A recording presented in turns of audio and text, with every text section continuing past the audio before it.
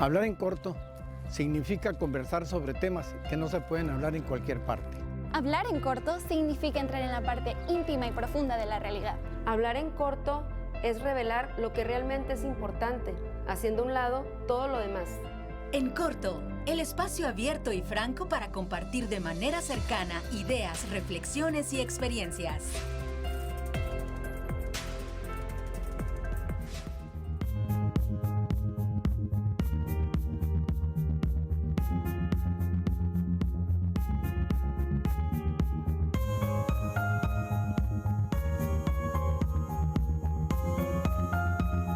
Queridas amigas y amigos, ¿qué tal?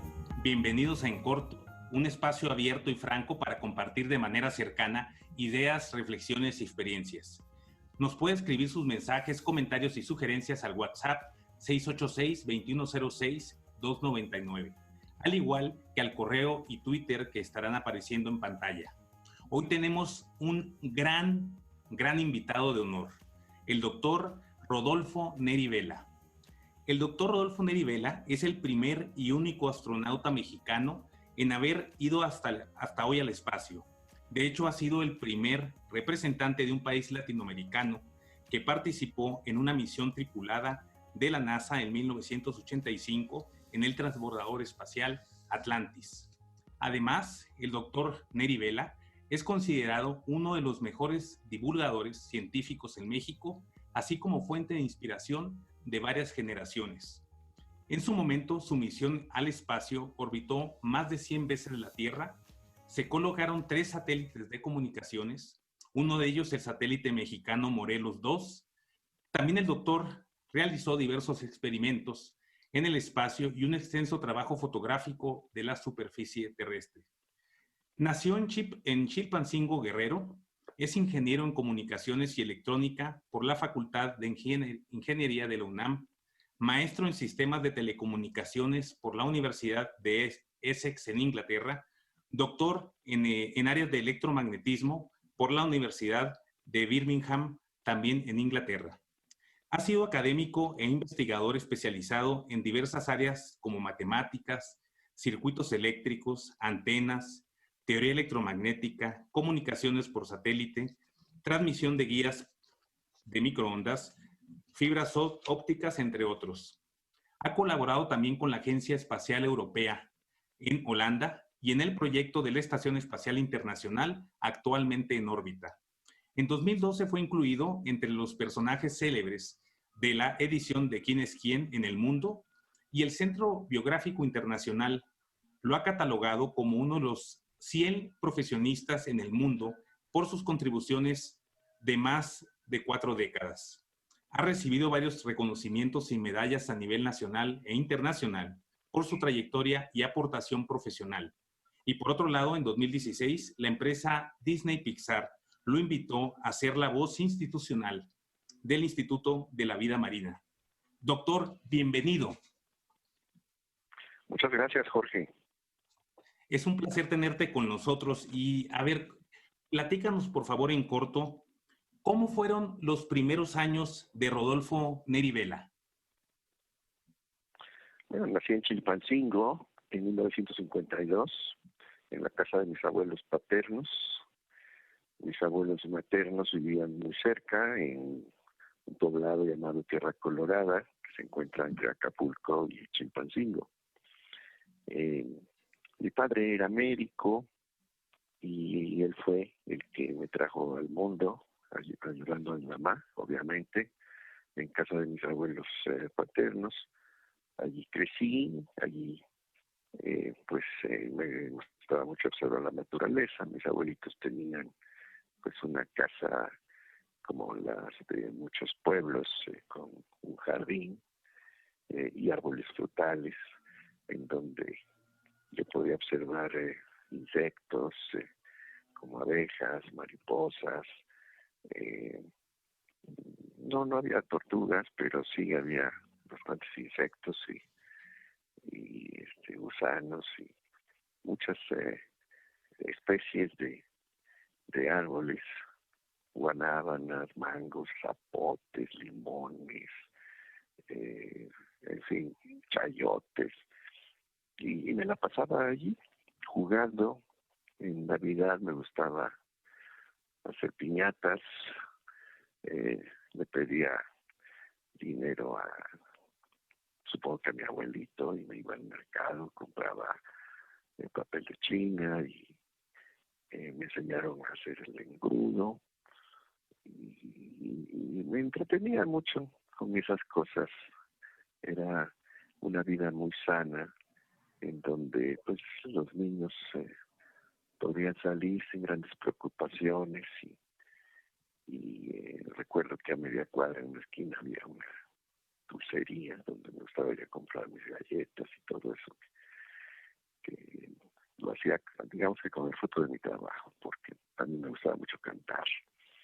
Tenía yo un traje de charro y por cada canción que yo cantaba pues me daban allí algunos centavos y con eso compraba mis golosinas. Fue una vida muy bonita realmente, una familia bastante religiosa. Digamos, las mujeres siempre han sido más religiosas que los hombres. Mi abuelita, mi mamá, mis tías. Y ya a los 5 años aproximadamente de edad, mi padre consiguió un trabajo en un hospital en la Ciudad de México y nos venimos los que ya habíamos nacido. Nacimos 3 en Chilpancingo y en la Ciudad de México nacieron otros 4. De modo que éramos una familia grande de 7 hijos. Y ya inicié mi primaria aquí en la Ciudad de México, en la colonia Roma, que es una colonia muy céntrica, muy conocida. Primero estudié gracias al apoyo de unas tías en una escuela de monjas, una escuela privada pequeña, que estaba ahí por la calle de Jalapa. Y allí aprendí a escribir, a leer. Recuerdo que las monjas pues se veían hermosas con sus trajes y obviamente nos enseñaban cuestiones de religión. Pero ya el 4., 5. y 6. año de primaria, mi padre decidió que los hiciéramos en escuelas públicas, de modo que me voy a la escuela Benito Juárez, también muy conocida en la colonia Roma, sí. Y ya el 6. año lo hago en Iztacalco, en la escuela Heroicos Cadetes, puesto que mi padre había conseguido un préstamo para construir su casa allí en Iztacalco, una zona que pues, todavía no estaba muy poblada, hace casi 60 años más o menos. Y ya después, pues viene la secundaria, como en todos los adolescentes, y pues como a esa edad, los papás no te preguntan, oye, ¿dónde te gustaría entrar a estudiar? Pues ellos siempre buscan la mejor opción para sus hijos. De modo que mi padre decide inscribirnos a los mayores, según el turno que nos tocara, en la preparatoria número 2, que era la única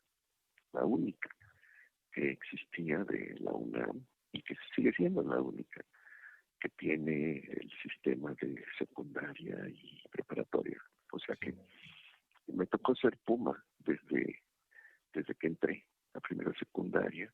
Y fue una experiencia muy, muy bonita porque pues veías a tus compañeros de tu edad, pero pues por los pasillos, por los patios, por los salones, también veías pues compañeras y compañeros que ya tenían 15, 16, 17 años, ¿no? Ahora ya no es así porque pues por las cuestiones que van pasando a nivel pues social, en la preparatoria número 2, que sigue siendo la única con ese sistema, pues creo que ya pusieron un muro entre la secundaria y la preparatoria. Okay. Pero a mí me tocó otra época muy bonita, universitario, Puma desde muy chiquito. Doctor, gracias por compartir en corto esta gran historia. Y una pregunta, ¿desde cuándo comenzó tu fascinación por el espacio? Bueno, yo de chico no soñaba con ir al espacio, había cosas que no entendía bien. Sí, me gustaba mucho ver las estrellas. Mi abuelo, que era abogado, también era pues poeta, fue maestro en la Universidad de Guerrero y escribió muchos poemas sobre la luna, las estrellas y esas cosas. Y pues tenía obviamente muchos libros en su biblioteca que yo de chico pues siempre andaba curioseando, porque el hecho de que nos hubiéramos venido a vivir en la Ciudad de México pues no implicaba para nada la separación del resto de la familia. Y pues al fin de curso siempre teníamos 2 meses de vacaciones y mis papás pues siempre nos llevaban a casa de los abuelos, ahí nos depositaban, nos dejaban pues como 1 mes y medio más o menos, mientras se encargaban pues, de los más chiquitos, ¿no?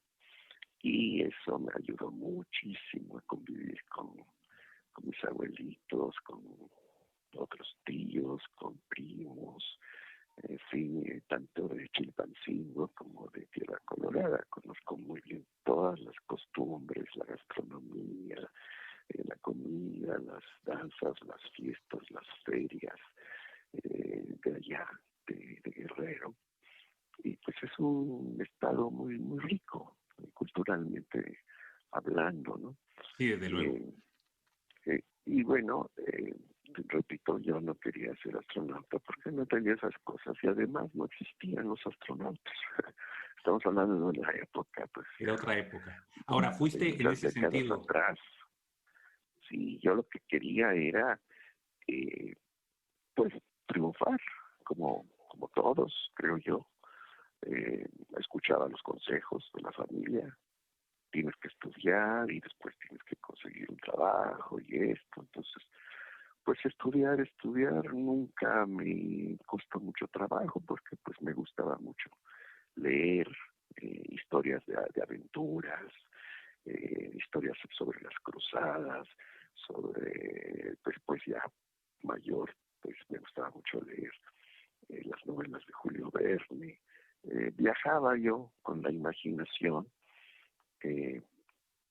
Y bueno, después viene Yuri Gagarin, cuando yo ya tenía 9 años de edad. Recuerdo que la maestra de primaria nos dejó de tarea investigar sobre Yuri Gagarin, ¿no? Pero pues yo creo que no entendíamos gran cosa. Sin embargo, pues los maestros siempre tratan de inculcarle a uno la curiosidad de informarse. Era una época además muy difícil porque pues ¿en dónde te podías informar? Solo en el periódico que comprabas en la esquina o que llegaba a tu casa, cosas impresas, ¿no? Ahora los chicos pues tienen otros medios para conseguir información, lo cual les facilita eso. Pero siempre la orientación de los maestros sigue siendo fundamental para que pues los muchachos no malinterpreten las cosas que están viendo por internet. Y cuando me llamó más la atención lo de los viajes de los astronautas fue hasta que llegó Neil Armstrong a la Luna. Para entonces yo ya tenía 17 años, ya estaba en la prepa, ya agarraba la onda mejor, ya sabía pues, de ciertos temas y me llamó mucho la atención, mucha curiosidad de cómo era posible hacer todas esas cosas. O sea, claro, sorprendido de que nos estuvieran diciendo por la televisión que había pues, 2 hombres caminando en la luna, uno de ellos Neil Armstrong, y nos mandaban imágenes no muy claras, pero finalmente que venía de eso desde la luna. Entonces dije, pues esto cómo se hace, ¿no? Y fue ahí donde me nació la idea de ser ingeniero. pero para nada la idea de ir al espacio, porque México no tenía agencia espacial, porque los únicos que podían ir al espacio pues tenían que ser ciudadanos de los Estados Unidos o rusos en su caso.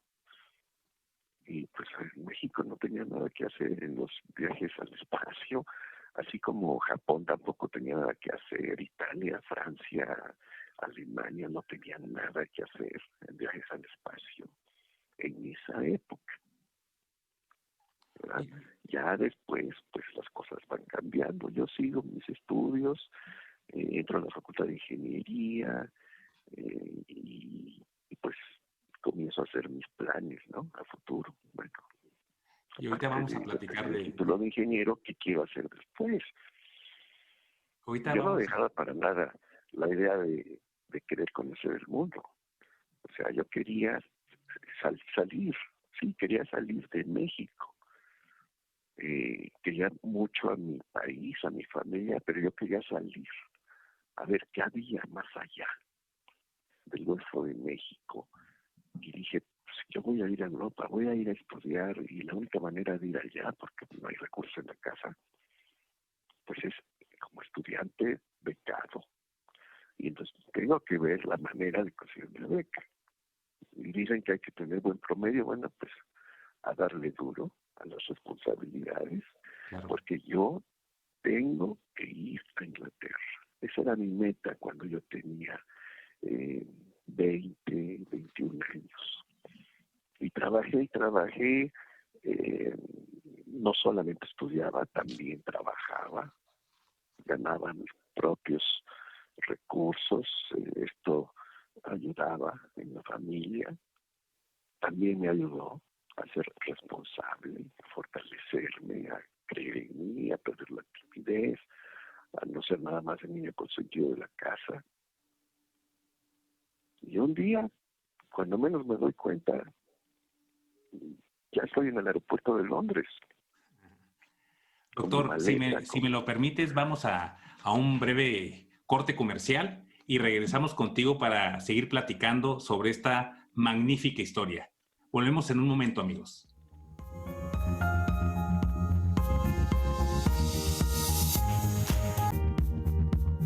Amigos, estamos de regreso y estamos platicando con el doctor Rodolfo Neri Vela, el primer astronauta mexicano.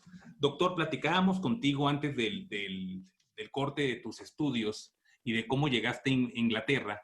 Y aquí la pregunta sería, ¿cómo llegaste a la NASA? Pues preparándome durante muchos años, sin saber que iba yo a tener esa gran oportunidad años después.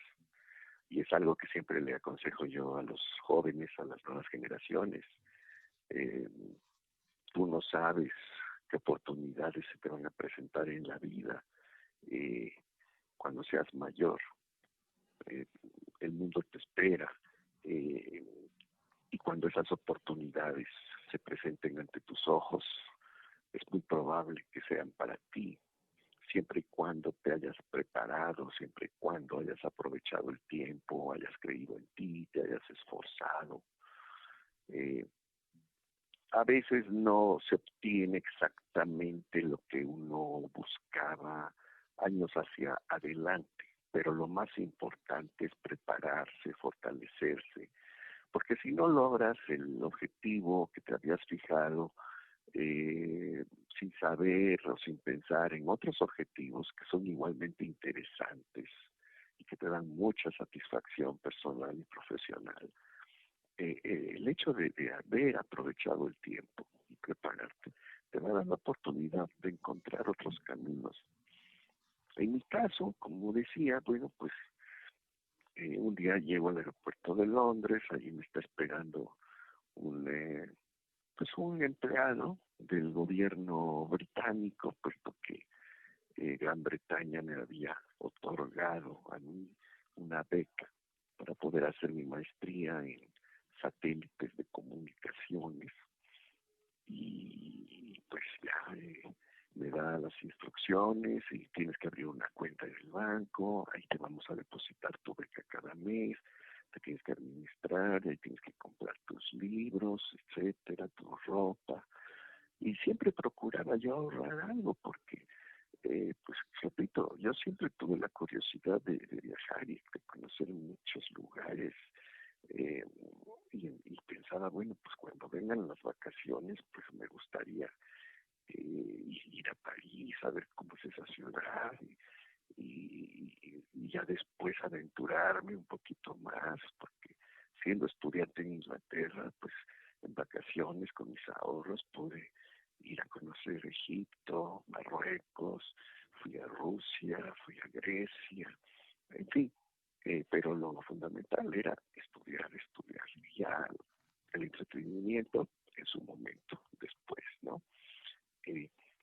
Y al terminar la maestría, pues se termina la beca del gobierno británico porque no daban becas para doctorados, porque pues son más caras y son más años, pero recurrí al CONACYT, a México. Dije, a ver México, CONACYT, por favor, ayúdame, ya eh, terminé la maestría, quiero seguir aquí en Inglaterra, quiero hacer el doctorado ahora en antenas parabólicas, en teoría electromagnética aplicada.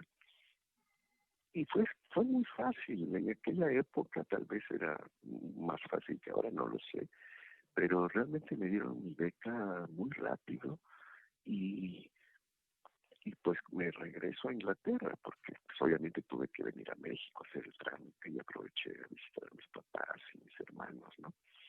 Y me regreso y allá me quedo más tiempo, termino el doctorado, me vengo a México, comienzo a trabajar en investigación, en docencia, en un centro de investigación que había en Cuernavaca y luego profesor de tiempo completo en la UNAM, en la Facultad de Ingeniería. Y llega un día, ahora sí, llega un día en que se presenta la oportunidad.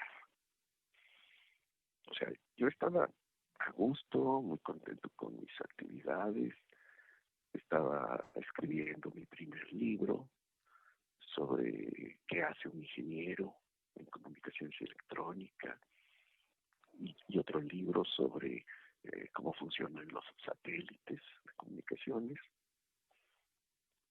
Y me entero de repente que la NASA había invitado a México para que tuviera su primer astronauta. Allí sí, al principio pensé, pues la persona que me está dando esta noticia me está tomando el pelo, ¿no? Porque, pues, ¿de dónde? ¿Cómo? ¿Por qué?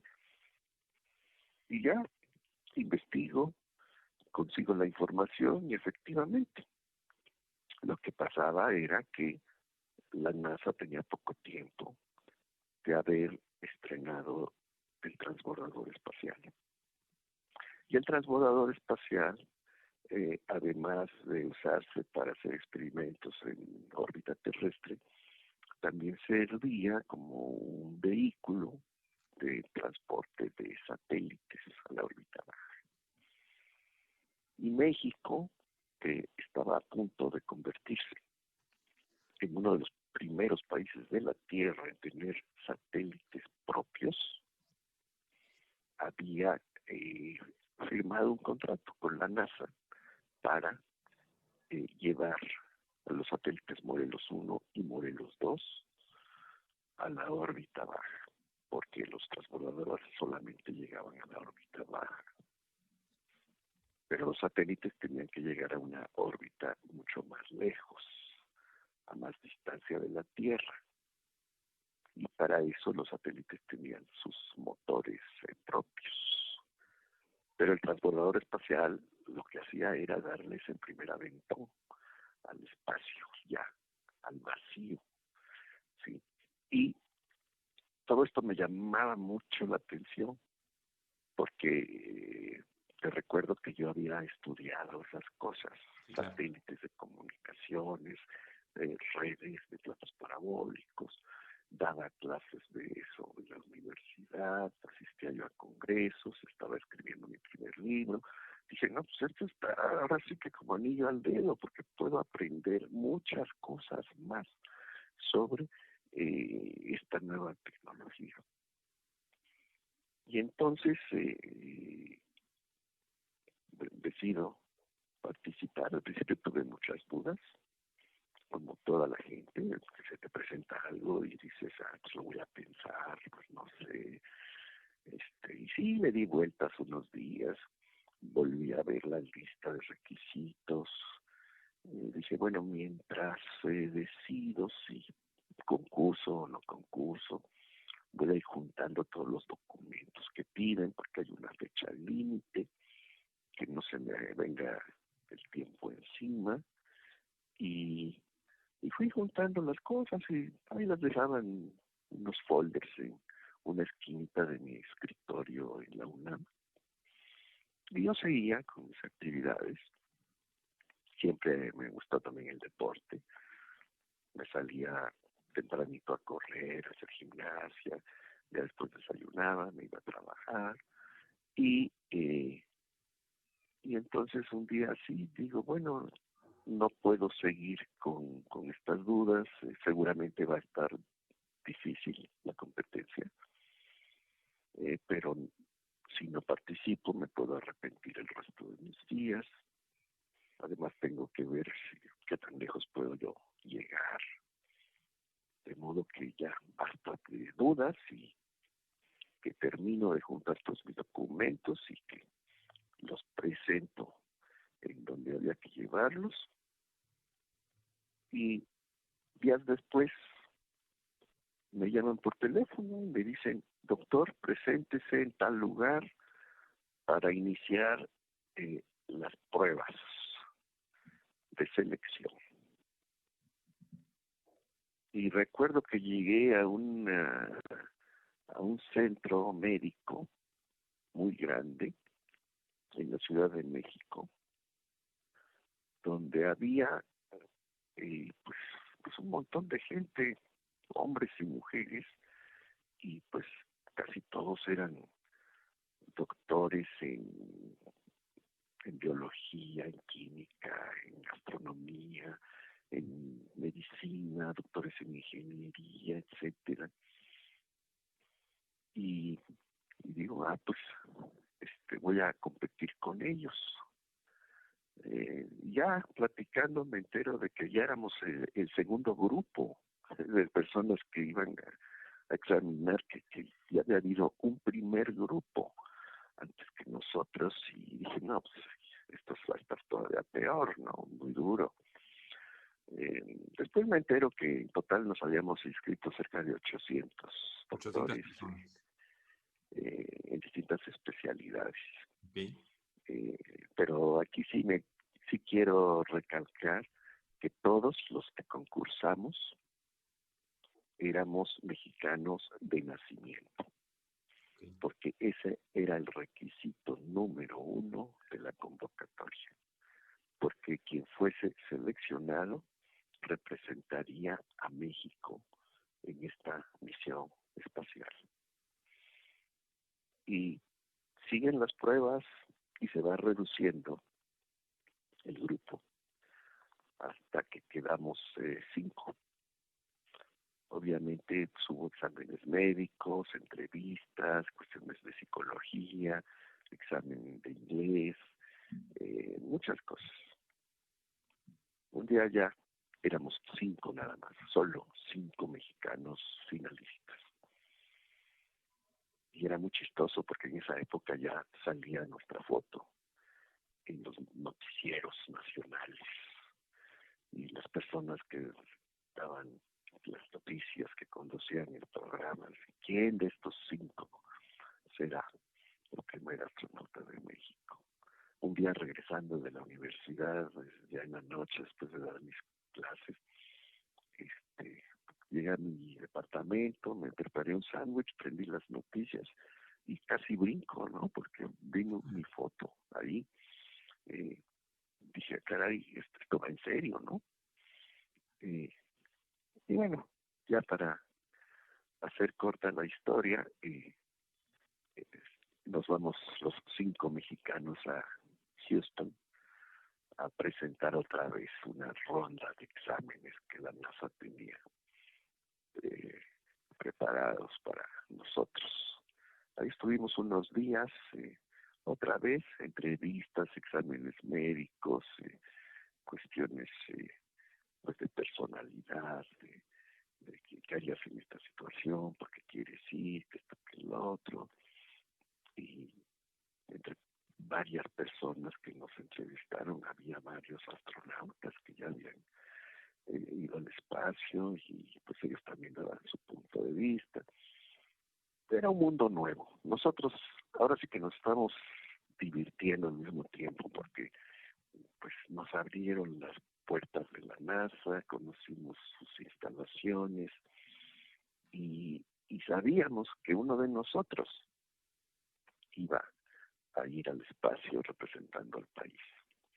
Doctor, Terminan los exámenes, la NASA nos da las gracias, nos dice váyanse otra vez a México y dentro de unos días le mandamos el informe al presidente de México.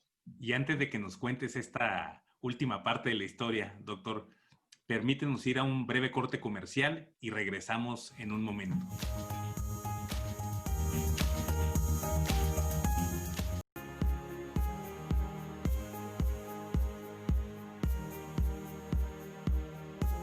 Amigos, estamos de regreso y estamos platicando con el doctor Rodolfo Neri Vela, primer astronauta mexicano, y nos tenía aquí con la historia de cómo llegó a la NASA y cómo fuiste seleccionado, doctor. Sí, ya después de haber presentado los últimos exámenes en Houston, estaba yo muy tranquilo en mi cubículo de la Facultad de Ingeniería. Recuerdo que estaba preparando una clase sobre antenas que tenía que dar esa mañana. Suena el teléfono y me dicen, doctor, necesitamos que por favor se presente esta tarde en estas oficinas de la Secretaría de Comunicaciones y Transportes. Lo esperamos a tal hora. Sí, muchas gracias. Bueno, pues a ver de qué se trata, a ver qué van a decir, ¿no? Yo había presentado un proyecto por parte de la Facultad de Ingeniería sobre diseño de platos parabólicos y pensé, bueno, pues a lo mejor se trata de esto, pues a lo mejor se trata del concurso para ir al espacio, quién sabe de cuál de las dos cosas se trate, pero pues ahí me voy a presentar, ¿no? Llego, me estaciono por ahí cerca, a unas cuadras, me acuerdo que estaba lloviznando y ya me presento, me recibe el subsecretario de Comunicaciones y me dice, doctor Neri, la NASA ya envió los resultados al presidente de la República, se le presentaron primero, segundo y tercer lugar, el presidente estuvo de acuerdo y por lo tanto me corresponde informarle que usted quedó en primer lugar y va a representar a México en esta misión espacial.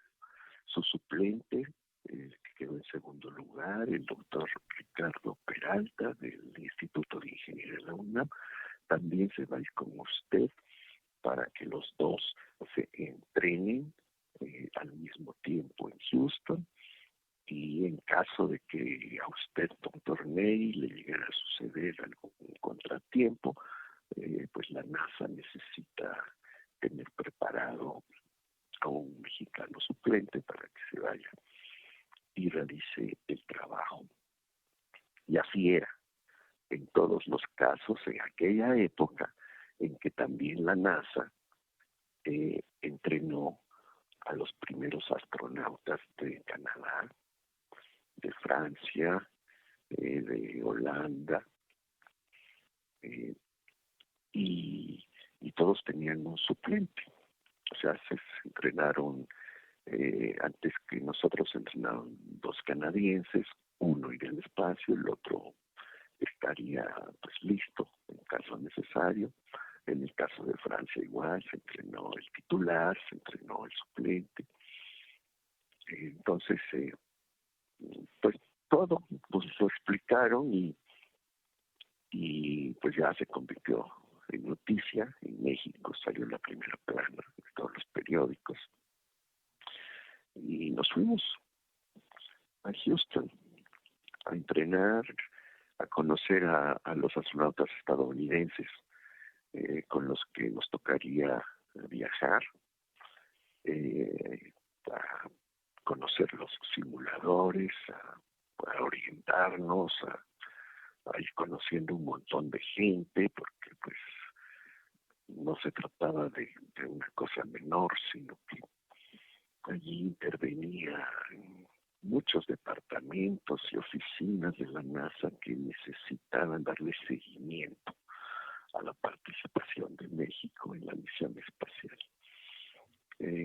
Y entonces pues eso requería tiempo, ir conociendo a las personas, tener juntas de trabajo, y luego los entrenamientos con los astronautas de Estados Unidos. A veces eran días de 10 horas enteras o seguiditas en los simuladores. Ni siquiera salíamos para ir al comedor, ¿no? Todo era allí, dentro del simulador, que semejaba el interior de la cabina de la nave. Y allí comíamos. En fin, ahora sí que familiarizándonos con la comida espacial.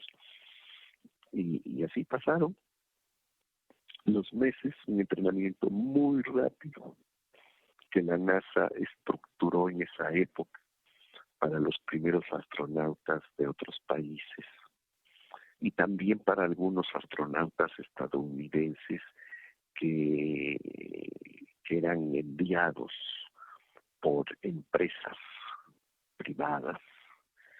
Eran entrenamientos muy intensivos, extenuantes, en promedio medio año.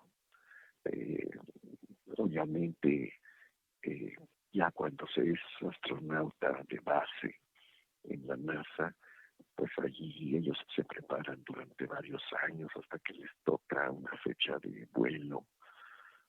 Pero a veces la gente se imagina que están entrenándose todos los días durante 4 o 5 años y no es así. Obviamente participan en reuniones de trabajo, en juntas, visitan muchas escuelas, tienen que hacer muchas relaciones públicas, se convierten en ayudantes de muchas cosas, inclusive ayudantes de los que sí van a ir al espacio más próximamente. Y ellos, pues obviamente, pues van aprendiendo muchas cosas y cuando ya llega el día en que les asignan un vuelo, entonces sí, se entrenan todos los días en los simuladores.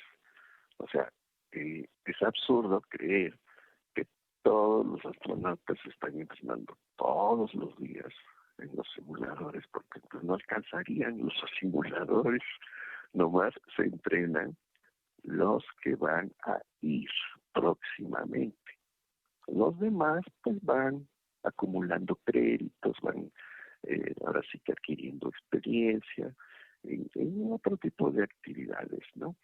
Pero que obviamente cuando ya les toca ir al espacio pues tienen una visión muy, muy amplia de todo, inclusive de los sistemas del orbitador, ¿no? Porque por ejemplo, si una persona, para que me entiendan, si una persona quiere saber cómo funciona un motor, pues digamos, puede leer todos los manuales, le pueden hacer exámenes y todo eso.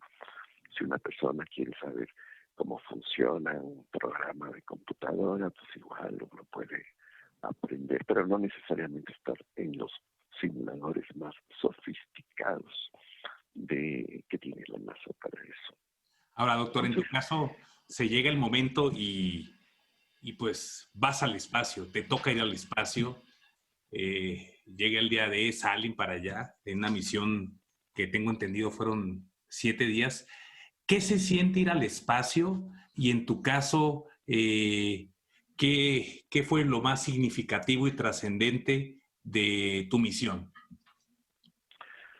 Sí, bueno, para que la gente realmente comprenda pues cómo fueron las cosas en esa época, hay que explicar cómo eran los viajes espaciales en esa época.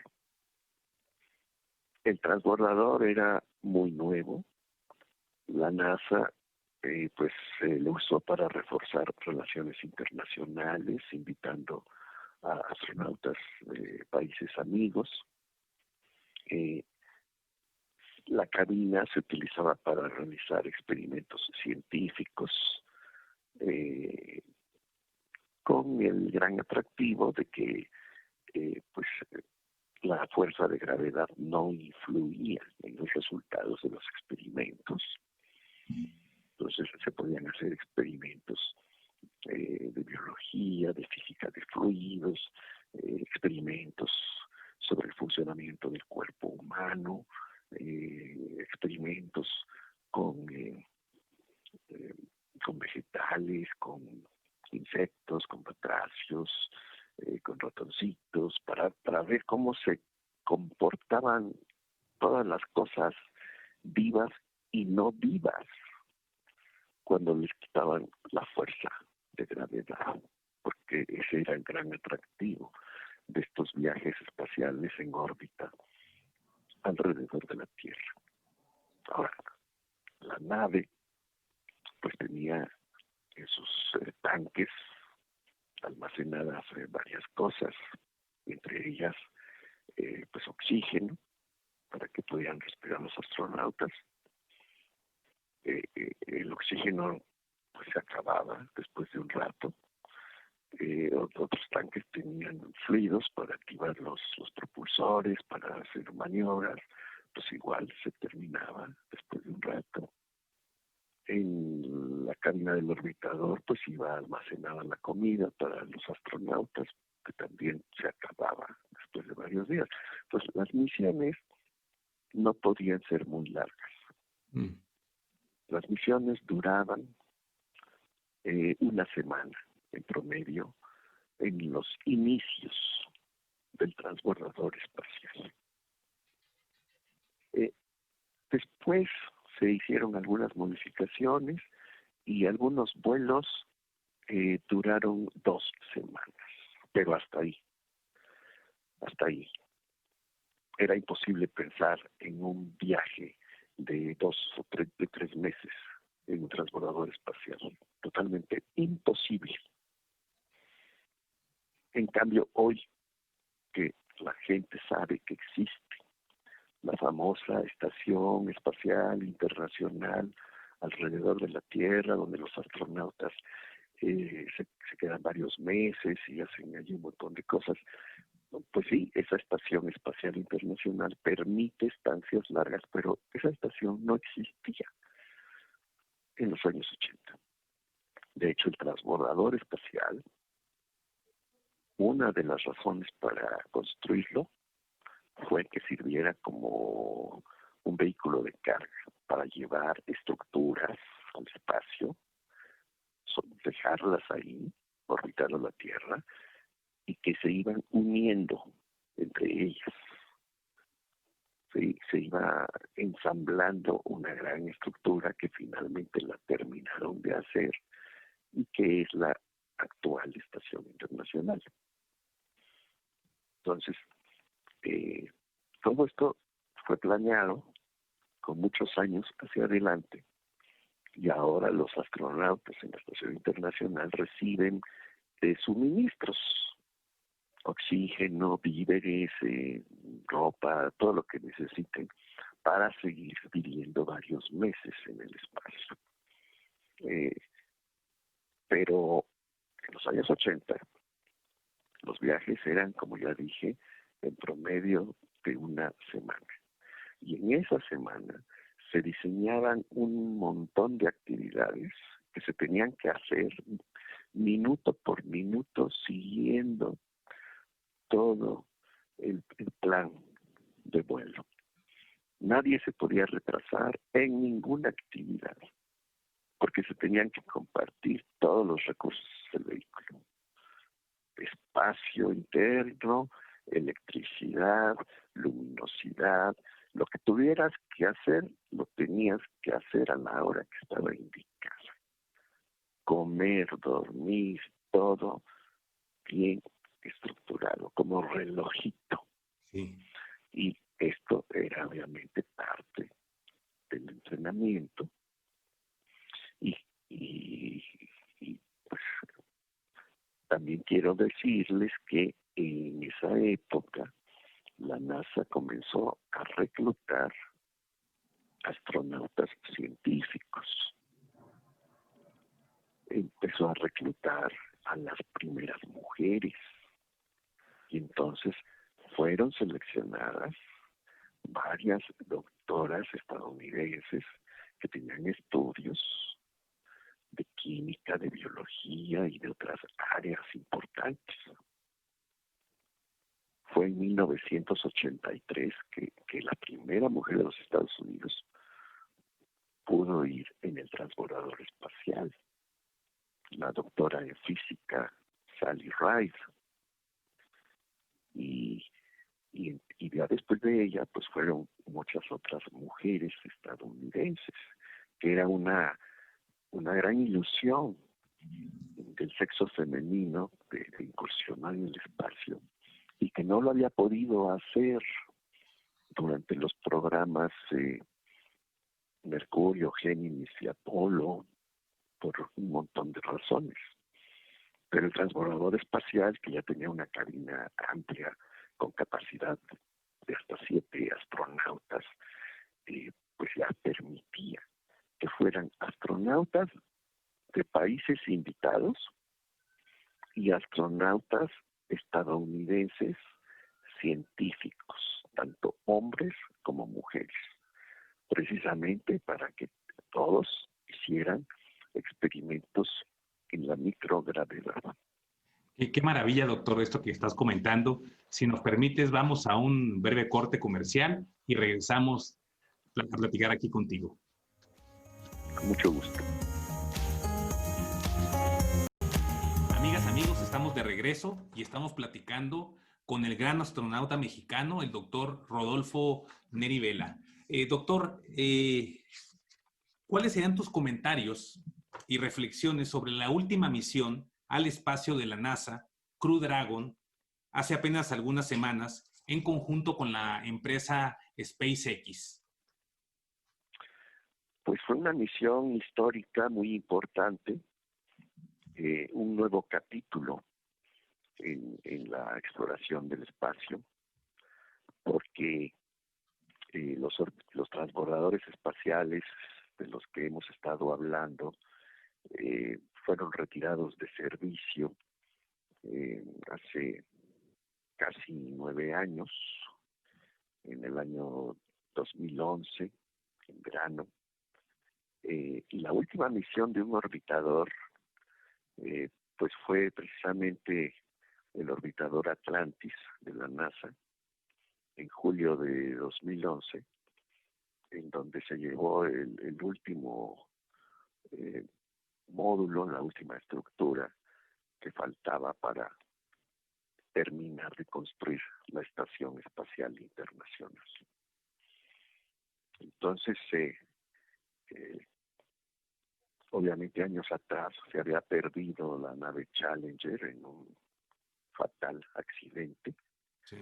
En 1986, cuando estaba despegando el orbitador Challenger, y lamentablemente fallecieron los 7 astronautas a bordo, 5 hombres y 2 mujeres. Y muchos años después también se perdió la nave Columbia, que había realizado su trabajo en órbita terrestre, pero cuando venía de regreso, el escudo térmico tenía una fractura y eso sobrecalentó el fuselaje de la nave y hubo allí pues una tragedia y también murieron 7 astronautas otra vez a bordo de la nave Columbia, que mucha gente debe de recordar que gran parte de los restos cayeron sobre el estado de Texas en su trayectoria hacia Florida, donde esperaban aterrizar. Y pues fue una época muy importante, ese capítulo de los transbordadores, en el que la NASA tuvo muchísimos logros, en el que pudieron ir entonces sí, en esa era de los transbordadores, que duró 30 años. Después de Canadá y México, ya pudieron ir astronautas de otros países, como Japón, Italia, etcétera, Bélgica. Y entonces las naves que quedaron, que son 4, Atlantis, Discovery, Endeavour y ¿cuál es la otra? Ahorita no recuerdo, pero son 4 naves que quedaron, que están en exhibición en diferentes ciudades de los Estados Unidos. Muchos deben de saber que en la ciudad de Los Ángeles, California, en el Centro de Ciencias está en exhibición la original, la nave Endeavour. La nave Atlantis está en exhibición, centro de visitantes del Centro Espacial Kennedy.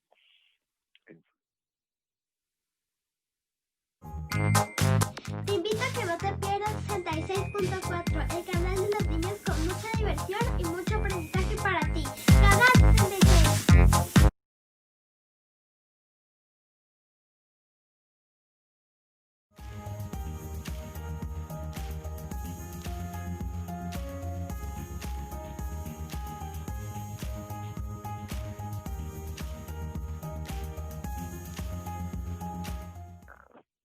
Entre la atmósfera y el espacio, van a estar unos minutos en el espacio y van a comenzar a bajar a la Tierra nuevamente. Para que la gente lo entienda, es como si viajaran a lo largo de un arco larguísimo, elevadísimo y angosto, ¿verdad? En donde subes, atraviesas la atmósfera, estás unos minutos en el espacio y te vienes de regreso. No le das vueltas a la Tierra. Por eso se llama suborbital. Y así es como van a comenzar los viajes turísticos espaciales.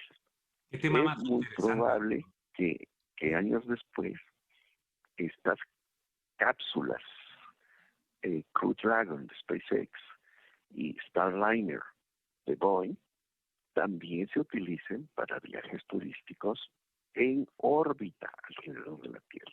Pero eso será más adelante, que obviamente serán boletos muchísimo más caros que los boletos de los primeros vuelos turísticos suborbitales. Así es, doctor. Doctor Rodolfo Neri Vela, se nos acabó el tiempo, pero muchas gracias por estar con nosotros. Porque, por cierto, hay un documental en YouTube que se llama México llamando a Atlantis, que le recomendamos a todos los que nos están viendo verlo. Muy interesante, muy emotivo. Doctor, muchas gracias. Amigos, nos vemos hasta la próxima. Gracias a ti, Jorge. Saludos a todos y pues en mi página rodolfonerivela.com, ahí pueden encontrar muchas cosas y mi correo de contacto. Les deseo todo lo mejor. Gracias, doctor. Hablar en corto significa conversar sobre temas que no se pueden hablar en cualquier parte. Hablar en corto significa entrar en la parte íntima y profunda de la realidad. Hablar en corto es revelar lo que realmente es importante, haciendo a un lado todo lo demás. ¿Qué tal? Soy Jorge Aguilar. Comparte con nosotros este espacio, tu espacio, lunes 7 de la tarde por Canal 66. En corto, el espacio abierto y franco para compartir de manera cercana ideas, reflexiones y experiencias.